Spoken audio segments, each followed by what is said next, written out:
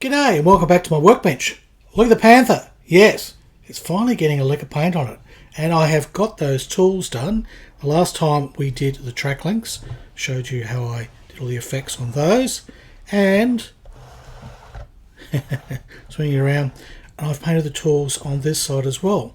And they were all painted in place. So that's not something that I've done before. Usually I take the tools off. I either do them up with the clamps, but kind of only just temporarily glue them with some contact sort of stuff that I've got, which allows them to stick on. You can get your paint on, and then I can take them off and paint them off the model. This time I painted everything on the model, so that was a bit of a new experience for me, and I learnt some new methods. They're old methods actually. I'm going to share those with you. And we are finally going to put the camo scheme on here. And those of you that have watched previous videos, you know it's going to be spotty. Alright, does that sound interesting? I think so. Alright then, roll the music.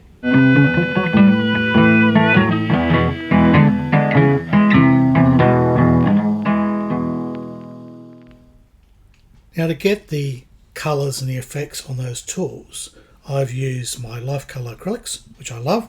Very easy to use, and they help me block in the base colours. And then I've used Life Colour liquid pigments, which has given me some washes and effects. But also I've used Posca pens, yes, to pick out highlights and shiny bits.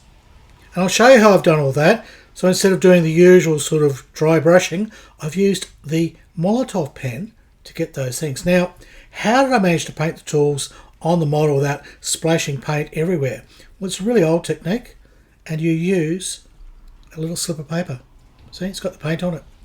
So the paint slops onto the paper, but not onto the model. And I will now show you how I used the slip of paper and the various paints to create the effects of wood and metal and everything else that I needed to paint those tools.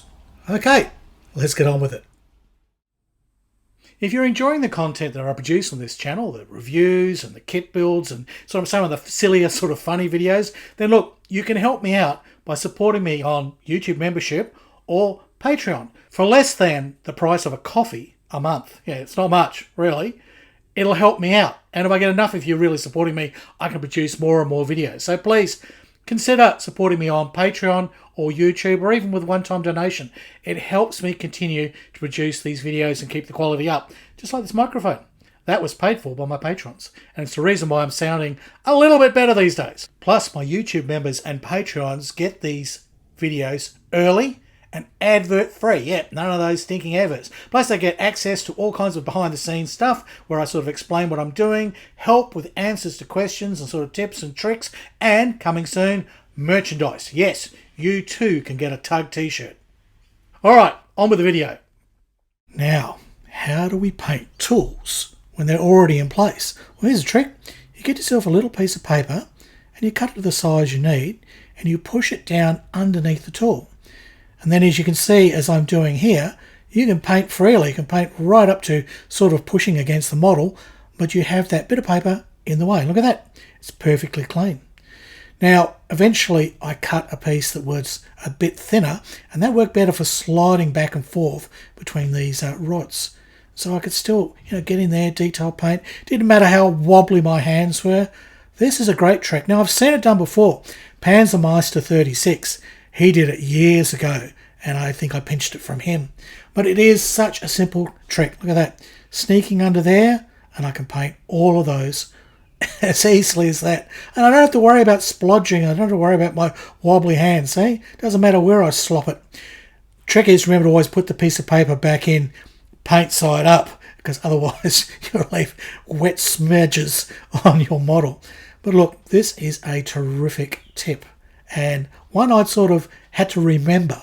I think I had done it years ago. I know when I saw Panzermeister 36 do it, I went, oh yeah, I remember that. Now, with all the colours blocked in, it's time to bring out the Posca pens, because things are not all going to be grey. No, not at all. So I've got 3 different colours of brown here in my Posca Paint Pens, and these are basically an acrylic pen. Now this one's called maroon, whatever. And what I've done here is I've masked out with the paper the handle for that shovel. Okay, I'm concentrating while I'm talking because I'm concentrating while I do the video. It's interesting how that sort of happens. Anyhow, so I started with a light brown, okay, and again a little bit of paper that's slightly narrower than the gap that you need in the sort of tools. That way you can slide it back and forth and get those edges. And these Posca pens are perfect for doing this job. Really easier than a paintbrush. Okay, so that's the basic brown on there, or maroon.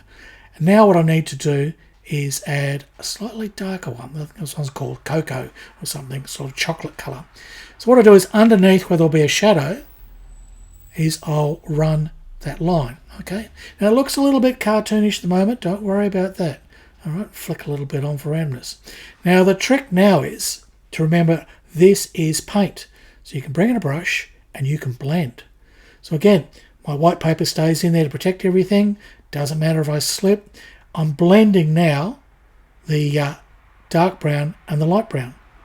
And I'm getting a sort of shadowy effect, and I'm getting a bit of variation on that. Now I've got a super dark brown one, and I'll add even more and try and get even more of a shadow. This time, here's another trick. You can actually put the paint on a brush. Although I've chosen not to do that there. Why were you showing that, Harry? And then chose not to do it. That becomes more important later in the video when we're doing the camo. I'll show you how you can use Posca pens and then use a brush to do the touch-up. Anyhow, again, on with the brush, blending, and you'll see it starts to create a much more interesting effect. Similar to dry brushing. I mean, you're basically blending and brushing and, you know, but this has all been done with pens. And like that comes off and you've got kind of a woody look. All right, and we can come back and we can do more with that. That's as far as I've got for now. Here's another trick. The chrome pen. Yes, the Molotow chrome pen. So instead of getting it as usual and dry brushing, I've simply rubbed the pen on and then used my brush to smudge and smear it around. And what happens is it dulls. It's no longer that bright chrome, because that would look ridiculous, you know. I don't think the Germans chromed all their tools, no. But I want a bit of a metallic look. And normally I sort of do this with gunmetal, but look, that works just fine using the Molotow and then blending it. When it dries and it smooths out, you get to see, well, there you go, with the light catches it, see? You get a sort of metallic effect. You've got to play with it. Okay, I kept going. I was having so much fun with this. And because I was only doing it on top edges, I didn't need to worry so much about putting my paper in. But when you're first practicing, put the paper in, yeah. Because I did slip at one point, had to go back and mix up the primer and touch up. So I got a little too confident, a little bit too sort of arsey there, Harry. Yes, you got too big on yourself, mate. But that was a metallic effect. Now, we've got our metal effects, we've got our basic colours blocked in, got some wood happening. Time to do some wash on those track links. Now these ones at the back, I'm not going to make them the same as the ones that are on the wheels, right? They've got mud and they are probably a lot more worn.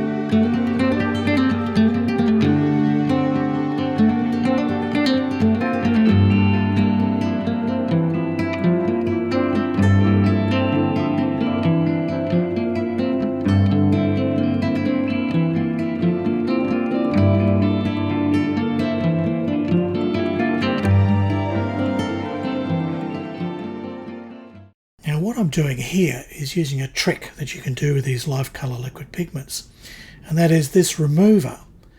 Even when it's dry, like you let your pigments dry, see how they look, and then if you splodged or you want to blend a bit more, you can put this remover on, and if you're very careful, like I'm doing here, you can like remove whole sections, so you don't care if you sort of make a mess of things, because it gives you infinite capacity to sort of repair and rejuvenate. You can also use it to blend again. If some area has got just too much of a colour, you can blend it. Here, that stroking is also adding like a wash to the rivets, would you believe it? Counting my rivets here. To the rivets that are on those straps. Well, they're probably, would they be rivets? They would be some sort of punched little things, you know? Yeah, so there you go. That is how I did the wooden block. There you go. I think you'd have to agree the effects that I've got are quite acceptable for this kind of model.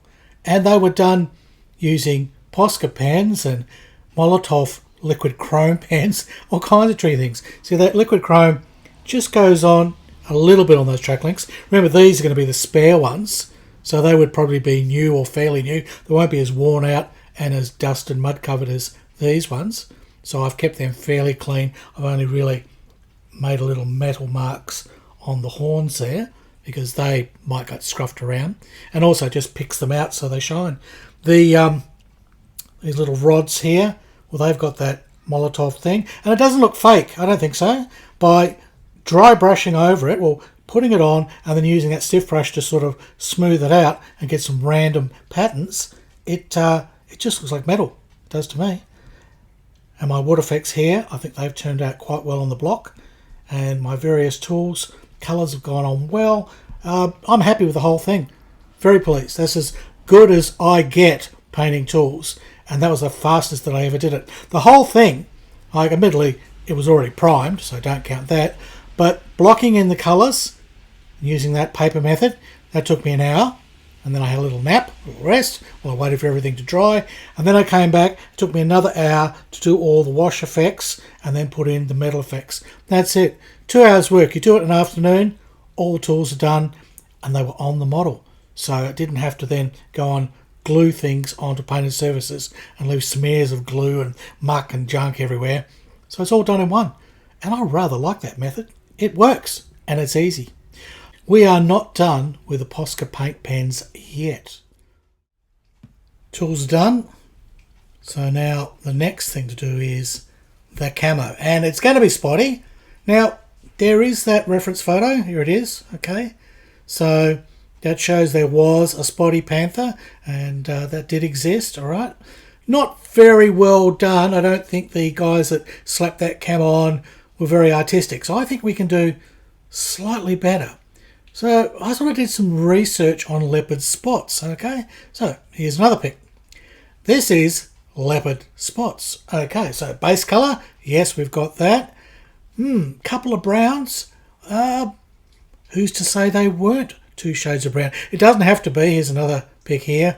That's the artistic impression one person came up with. But they've just used, a couple of standard German camouflage colours.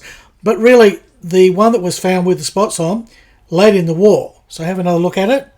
Could be any colour, could be whatever they found. They could have had a sense of humour, okay? You never know, Germans can be funny. So, we could paint panther spots and they could look like this. I've been doing some experimenting and I've copied the basic kind of shapes off that leopard spot sort of photo that I had. I think it's of a leopard skin or it's just an imaginary drawing, but it looks leopardy. And these colours, well, they tone in nicely because they are the colours I've used to create the wood. So that would look very nice as far as a colour palette. I think I need to make them about twice that size, and I've got to continue with all the different sort of random shapes. And did I mention I'll be doing the whole thing with Posca coloured paint pens? Yes.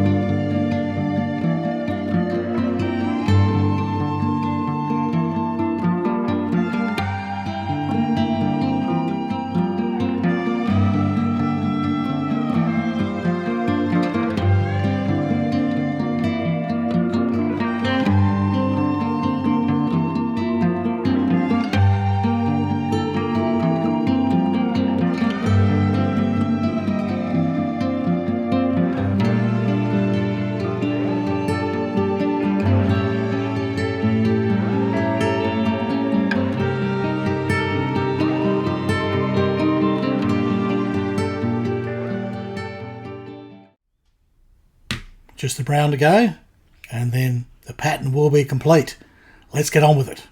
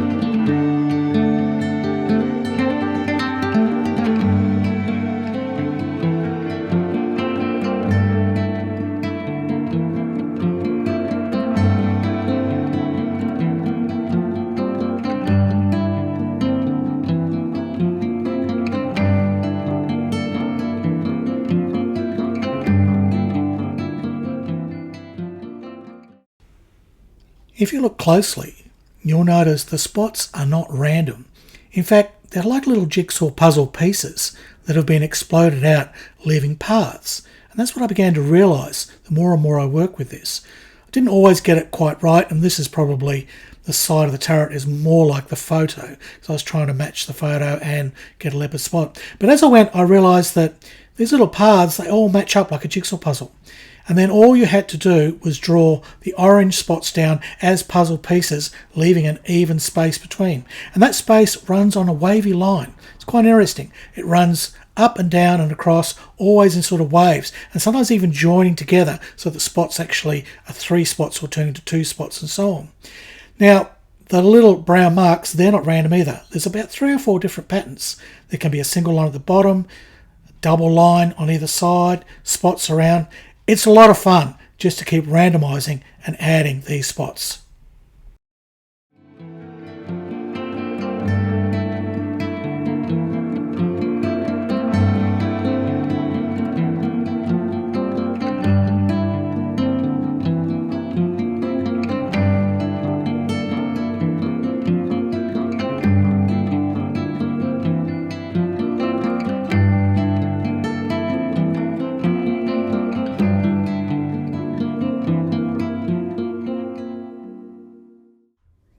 Well, I think that's it.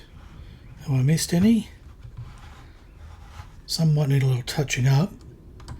And I did break off a little bracket, which I'm going to have to glue back on. But I think we've done it. I think that's it. So, let's see what happens when we put the turret on.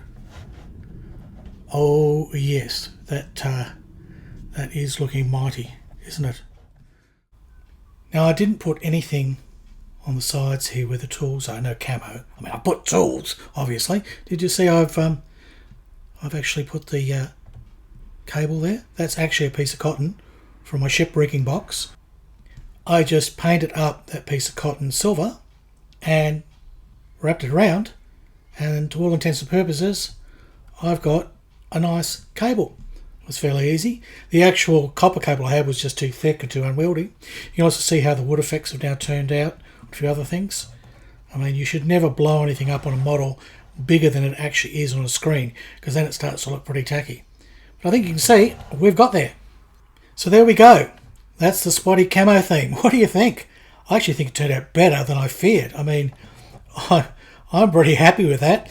It's going to need a filter to sort of smooth the colours out, blend them in a bit. I need to do some washes, got to add a little bit of mud, tiny bit of chipping. Look, that's all stuff for another video, because this one was enough, and it's taken so long to do for me to get that all right. So I'll let you enjoy this for now, and I'll be back soon with all the rest of the effects on the Panther, and we can finally, after 5 years, call it done. Alright, that's it for now. It's goodbye from Australia, and it's hooroo from Harry Houdini.